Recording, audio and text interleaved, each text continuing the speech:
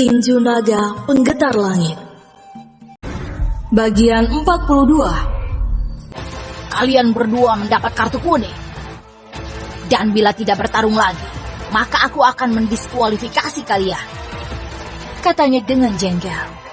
Feng Yuan dan Pangeran Wengyan hanya bisa tersenyum masam dan kembali memasang kuda-kuda bela diri. Pangeran Wengyan bertindak hati-hati karena menurut Putri Wen Yoxi, sebenarnya kekuatan Feng Yuan lebih besar dari Pangeran Wei Liu, sehingga ia tidak boleh gegabah dalam pertarungan ini. Cih, pangeran yang ini sabar sekali menungguku agar menyerang lebih dulu, gumam Feng Yuan. Karena sudah beberapa tarikan nafas ia tetap diam di posisinya dan tidak takut didiskualifikasi oleh Diaken Xin Fang yang tampak berwajah masam menatap mereka. Feng Yuan mengalirkan ki pada pedang matahari dan ia tidak menggunakan teknik pernafasan alam dalam pertarungan ini. Dia hanya bertumpu pada gerakan pertama jurus pedang meteor dan jurus dasar dari gulungan ilmu bela diri yang didapatkannya dari pavilion Xiao Jitei milik klan Xiao.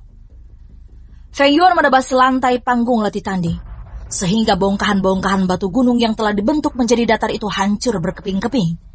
Ia kemudian menendang bongkahan batu itu ke arah Pangeran Wengyan, yang langsung menghilang secara tiba-tiba dan menebas pedang kabut kematian.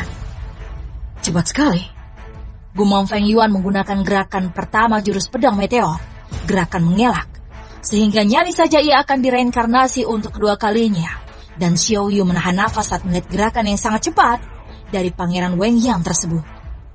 Ia takut suaminya itu terbunuh oleh Pangeran Wengyan. Bongkahan-bongkahan batu yang masih melayang di udara langsung terpotong oleh pedang kabut kematian milik Pangeran Wengyan. Yang paling membuat murid-murid Akademi Kekaisaran Sing takjub adalah bola mata Pangeran Wengyan telah berubah menjadi putih saja, seperti orang buta. Pangeran Wengyan ini sangat hebat sekali, tetapi sayangnya bakatnya dalam berkultivasi sangat lambat, kata guru dari Sekte Pedang Bintang. Mengingat usia Pangeran Wengyan sudah 20 tahun, maka untuk menembus ranah Tianzun dalam waktu 6 tahun itu sangat sulit sekali. Begitu juga dengan Pangeran Wei Liu yang tidak akan mungkin memasuki benua tengah. Matanya itu mengunci lawan, sehingga tidak akan ada yang lolos dari tebasannya.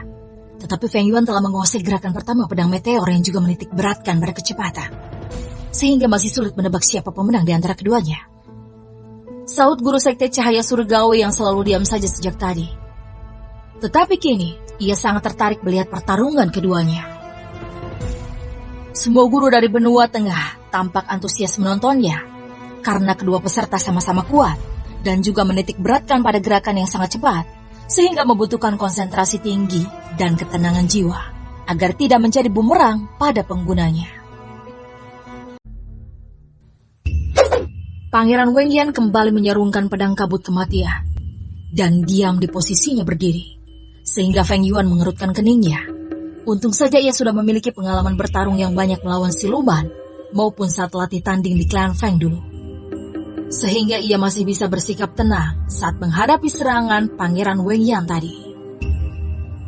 Xin Xinzi yang tidak antusias menonton pertarungan antara tim Akademi Kekaisaran Wei melawan tim Akademi Jingzi tersebut akhirnya membuka matanya lebar-lebar. Feng Yuan, gumamnya sambil mengepalkan tangan. Karena awalnya ia mengira Feng Yuan akan terluka parah oleh Pangeran Wengyan, tetapi ia berhasil mengelak dengan mudah. Feng Yuan memasang kuda-kuda bela diri dan keduanya kembali saling tatap-tatapan, sehingga para penonton menahan nafas saking tegangnya menunggu lanjutan pertarungan keduanya. Feng Yuan melangkah pelan ke samping dengan perlahan-lahan, karena ia merasa Pangeran Wengyan lebih menggunakan indera pendengarannya untuk merasakan pergerakan musuh. Sedangkan mata itu digunakan untuk mengunci target saat melakukan serangan, sehingga lawan tidak akan bisa kabur atau mengelak. Namun, tiba-tiba Feng Yuan menginjak bongkahan batu kecil, sehingga terdengar suara retakan. Dan Pangeran Wengyan menoleh ke arah sumber suara itu, sehingga Feng Yuan langsung mengalirkan ki api ke pedang mataharinya, yang mengeluarkan kobaran api yang sangat panas. Bahkan Diaken Xin Fang terpaksa melapisi tubuhnya dengan energi spiritual agar tidak merasa kepanasan. Gerakannya berubah. Apakah ini gerakan kedua jurus pedangnya? Gumam Feng Yuan meladeni tebasan pedang kabut kematian milik Pangeran Wengyan secara langsung. Keduanya terpental mundur beberapa langkah dan Feng Yuan terkejut Ternyata Pangeran Wengyan sebenarnya memiliki roh bela diri bertipe angin. Karena dalam gerakan kedua pedang kabut kematian itu, terdapat pedang angin tipis yang tidak kasat mata, sehingga tidak terlihat. Namun Feng Yuan berhasil mengelaknya, tetapi tetap mengenai sedikit wajahnya, karena jarak antar pedang angin tersebut sangat dekat. Feng menyeka darah yang keluar dari wajahnya, sehingga para murid-murid Akademi Kekaisaran Qing bersorak-sorai, karena senang melihat Feng Yuan akhirnya terluka juga.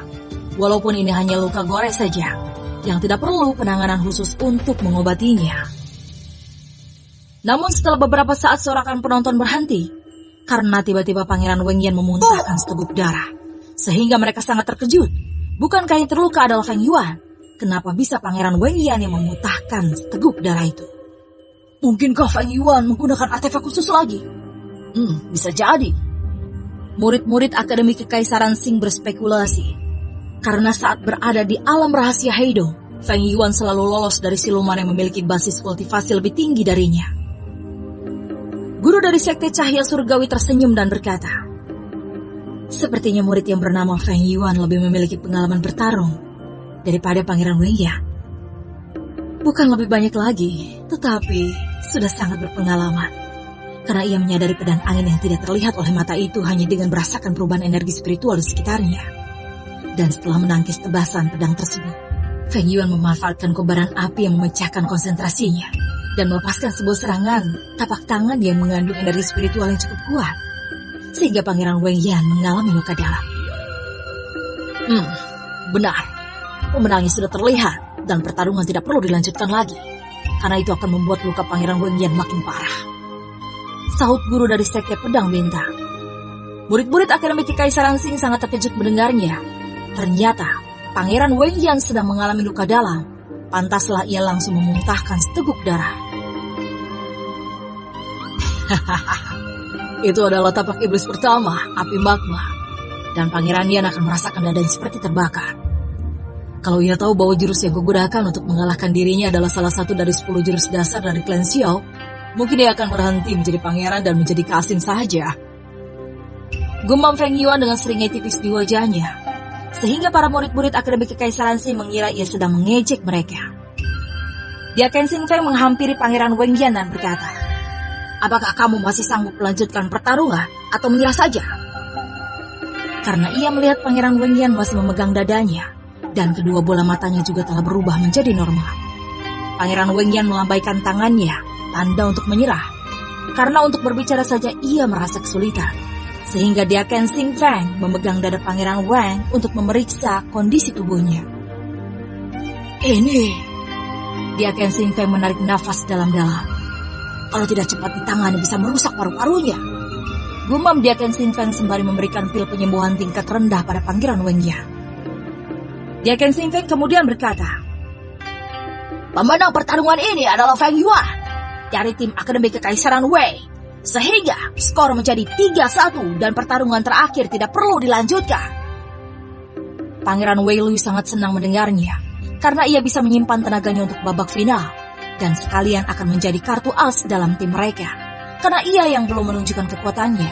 Sedangkan untuk Xiao Yu, walaupun ia menang tanpa bertarung, ia bukanlah kartu as lagi, karena ia sudah menunjukkan kekuatannya di alam rahasia Heidong saat berhadapan dengan Liu Bei dari Akademi Kekaisaran Lingxi. Feng Yuan langsung turun dari panggung latih tanding dengan sedikit senyum saja. Itu pun ditujukan pada Xiao Yu, karena ia tahu bila terlalu bahagia nanti, maka akan lebih banyak orang yang membencinya. Yuan Gege hebat sekali. Aku tahu takkan ada yang mampu mengalahkan Gege. Xiao Yu langsung memeluk Feng Yuan. Itu hanya keberuntungan saja, sahut Feng Yuan. Akhirnya tertawa juga, karena sang istri sudah menghiburnya. Kalau kita kembali ke Gunung Persik, sepertinya posisi pertama pelataran dalam akan menjadi milikmu, kata Jian Sheng memuji kehebatan Feng Yuan di hadapan Pangeran Wei Liu yang tersenyum masam mendengarnya. Karena saat ini ia adalah peringkat pertama pelataran dalam. Pangeran Wei Liu menangkupkan tinjunya untuk menunjukkan rasa hormat dan berkata, kerja bagus saudara Yuan, kita akhirnya melangkah ke babak final. Aku juga tak menyangka berhasil mengalahkan Pangeran Wengyan. Padahal tujuanku hanya melihat sejauh mana kemampuan bertarungku saja. Makanya aku tidak langsung menyerah. Feng Yuan berkata sembari tetap merendah. Walaupun kelihatan sekali ia berbohong, namun Pangeran Wei Liu tidak menggubrisnya, karena tujuan mereka adalah memenangkan turnamen naga Xingyun ini. Walaupun target dan kepala akademi hanya 3 besar saja. Diaken Xing Feng segera memanggil tim akademi Kekaisaran Xing dan tim akademi Kekaisaran Xing Shan menuju panggung latih tanding. Xin Xingxi langsung melompat lebih dulu tanpa berkoordinasi dengan rekan-rekannya lebih dulu. Dan ia ingin segera mengakhiri pertarungan ini sesegera mungkin, karena targetnya adalah melawan Feng Yuan di babak final nanti. Diaken Xing Feng ingin mengaktifkan area penghalang. Tiba-tiba murid dari Akademi Kekaisaran Xing Shan langsung mengangkat tangannya. "Aku menyerah!" Diaken Xing Feng kemudian berkata, "Tim Akademi Kekaisaran Xing Xingxi memenangkan pertarungan ini." Xin Xingxi mengerutkan keningnya. Ia merasa menyerah sebelum bertarung adalah tindakan yang sangat pengecut dan kekanak-kanakan sekali. Diaken Xing Feng memanggil murid berikutnya, tetapi lagi-lagi mereka memilih menyerah. Sehingga Lin Wentian bahkan mengumpat pada murid yang menyerah saat berhadapan dengannya. Karena semua murid tim Akademi Kekaisaran Xing Shan memilih menyerah, maka kepala Akademi Kekaisaran Xing memutuskan tidak ada perebutan posisi ketiga. Karena posisi itu akan diberikan pada tim Akademi Kekaisaran Xingxi. Guru Akademi Kekaisaran Xing Shan hanya bisa tersenyum masa karena ia mendapat cibiran dari guru-guru dari benua tengah. "Kalau tidak berniat untuk bertarung, sebaiknya tidak usah datang, memalukan sekali," kata guru cantik dari sekte Lotus Surgawi. "Maaf senior, murid-muridku telah mendengar kabar kalau tim Akademi Kekaisaran Xing Shan telah kuat, sehingga nyali mereka ciut duluan." Guru Akademi Kekaisaran Xing Shan berkilah, tetapi guru dari sekte Lotus Surgawi tetap mencibir murid-muridnya. Diaken Xing Feng mendekati tim Akademi Kekaisaran Wei dan berkata, "Pertandingan akan dilanjutkan setelah makan siang nanti. Kalian seraplah pil pemulihan energi ini." Diaken Xing Feng menyerahkan botol kaca kecil berisi 5 pil. Pangeran Wei Liu langsung menangkupkan tinjunya untuk menunjukkan rasa hormat pada Diaken Xing Feng dan berkata, "Terima kasih Diaken Feng." Feng Yuan dan yang lainnya juga mengucapkan terima kasih pada Diaken Xing Feng. Kemudian mereka kembali ke kamar penginapan Istana Bunga yang telah disediakan oleh Akademi Kekaisaran Xing. Murid-murid dari Akademi Kekaisaran Xing sangat menantikan pertarungan antara Xin Xingxi melawan Feng Yuan dan berharap keduanya yang pertama tampil nanti. Feng Yuan menyerap pil pemulihan energi pemberian Diaken Xing Feng. Sedangkan Xiao Yu lebih memilih untuk menyimpannya karena tadi ia tidak ikut bertarung secara langsung. Sebab Putri Wei Hoxing memilih untuk menyerah padanya. Saat menjelang babak final turnamen naga Xingyun segera dimulai, Feng Yuan membuka kedua matanya dan merasakan tubuhnya telah pulih kembali. Luka ringan yang ia derita saat melawan Pangeran Wen Yan telah hilang semua. "Aku sangat gugup Yan Gege, karena kita akan berhadapan dengan Akademi Kekaisaran terkuat di benua Xingyun," kata Xiao Yu sembari melangkah menuju tempat panggung latih tanding Istana Bunga. "Tidak ada bedanya antara kita dan mereka, karena kita sama-sama ranah perempaan tubuh tahap Tian. Yang membuat mereka unggul adalah nama besar Akademi Kekaisaran mereka, sehingga mereka akan bertarung dengan beban lebih berat dari kita, karena harus menjuarai turnamen naga Xingyun. Sedangkan kita hanya perlu melakukan yang terbaik saja." Saud Feng Yuan menghibur Xiao Yu. "Benar juga, seharusnya kita akan lebih unggul, karena bertarung untuk mengerahkan potensi yang terpendam dalam diri kita selama ini. Dan bila menang itu merupakan bonus saja, yang berarti hasil latihan selama ini telah meningkatkan kemampuan bertarung kita," kata Xiao Yu mengepalkan tangannya, dan tidak akan takut siapapun lawannya nanti, bahkan Xin Xingxi maupun Lin Wentian sekalipun. Feng Yuan sangat senang melihat antusiasme Xiao Yu menyambut babak final ini, dan berharap ia akan menunjukkan potensi bela dirinya yang sebenarnya sangat hebat. Bahkan Liu Bei hanya dikalahkan dalam 1 gerakan saja. "Saudara Yuan, apakah kalian sudah melakukan pemanasan?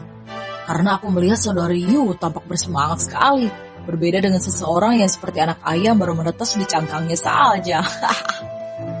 Jian Sheng melirik Pangeran Wei An yang tampak pucat karena ketakutan dalam menghadapi babak final ini.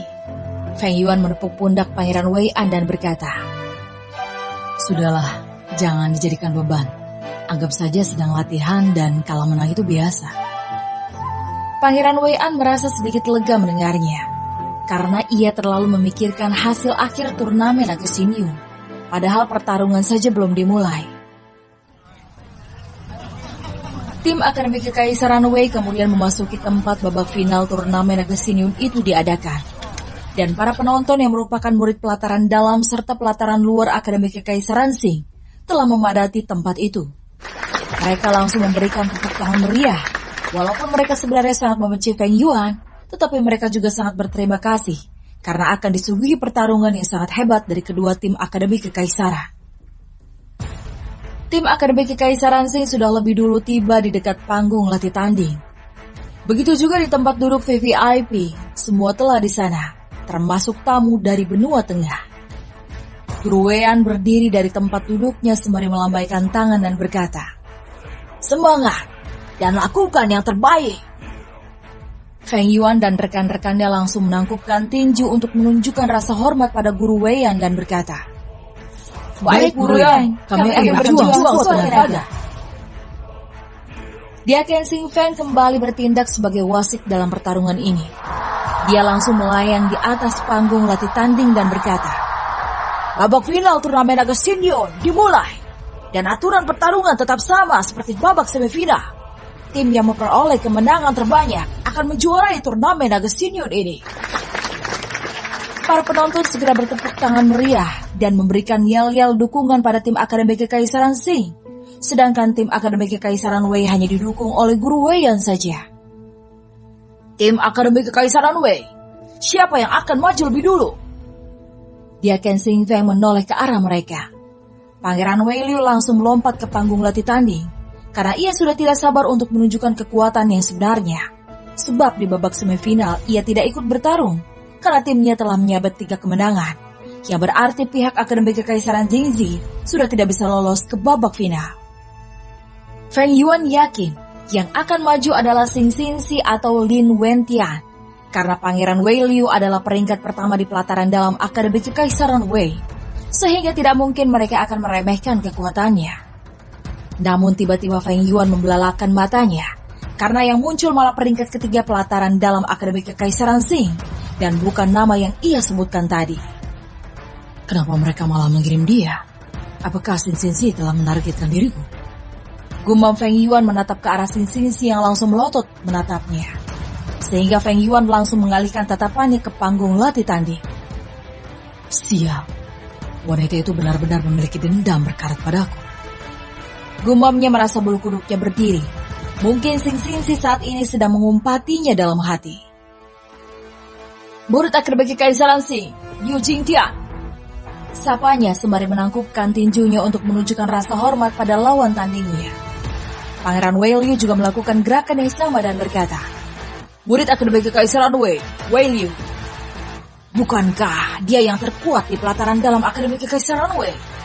Kalian benar-benar memiliki kartu as yang bagus," kata kepala Akademi Kekaisaran Qing setelah memeriksa tubuh Pangeran Wei Liu, dan ia merasa dia cukup kuat serta hasil pertarungan ini tidak bisa diprediksi.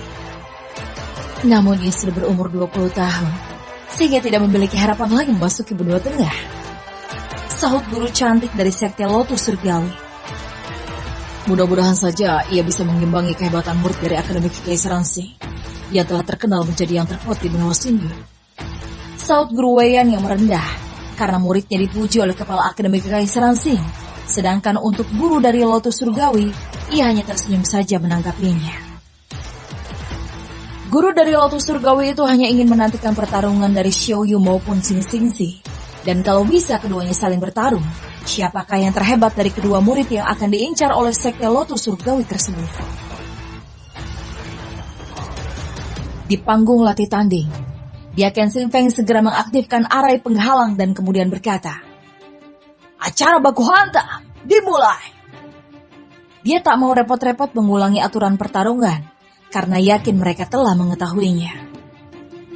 Yu Jintian tiba-tiba menyeringai menatap Pangeran Wei Liu yang mengeluarkan pedang roh kelas bumi miliknya dan langsung memasang kuda-kuda bela diri.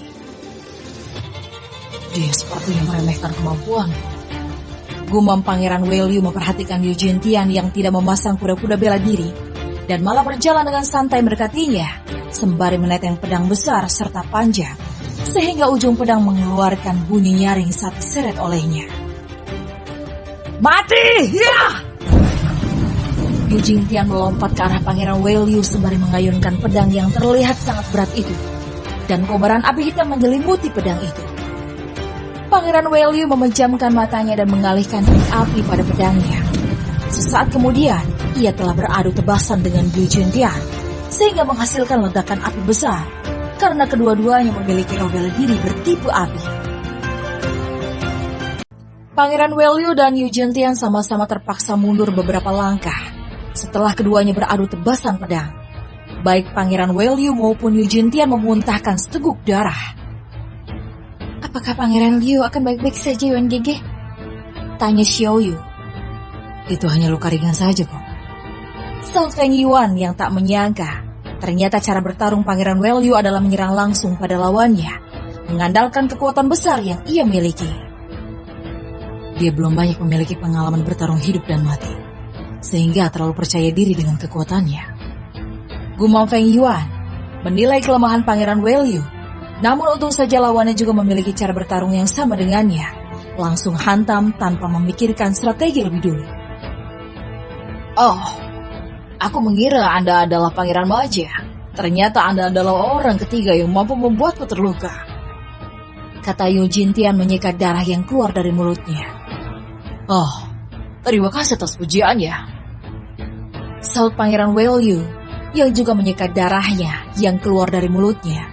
Ia tidak suka berbicara saat bertarung, makanya ia tidak terprovokasi oleh kata-kata Yu Jingtian itu.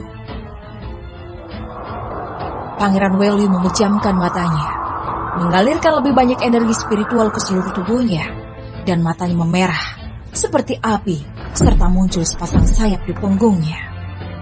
Para penonton terkejut melihatnya, dan Pangeran Wei An menceritakan kalau Pangeran Weiliu memiliki roh bela diri Bifeng, yang menurut mitologi Cina berarti dewa api dan kayu.